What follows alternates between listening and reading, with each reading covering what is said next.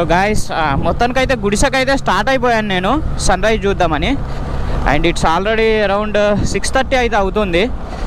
కాస్త డిలే అయిపోయింది స్టార్ట్ అవ్వడంలో, ఎందుకంటే జస్ట్ బండి కాస్త స్టార్టింగ్ ట్రబుల్, పొద్దున్నే స్టార్ట్ అవ్వలేదు ఎందుకో తెలియదు. కాస్త తోసి స్టార్ట్ చేయాల్సి వచ్చింది ఈసారి మాత్రం, అందుకని చెప్పేసి లేట్ అయిపోయింది. అండ్ ఇవి వచ్చేసి గుడిసెకి వెళ్ళాల్సిన రూట్ ఇక్కడ నుంచి ఒక 40 కిలోమీటర్స్ ఉంటుందంట, మొత్తం సింగిల్ రోడ్డు. చూడాలి మరి ఏమైంది ఏంటి అని చెప్పేసి.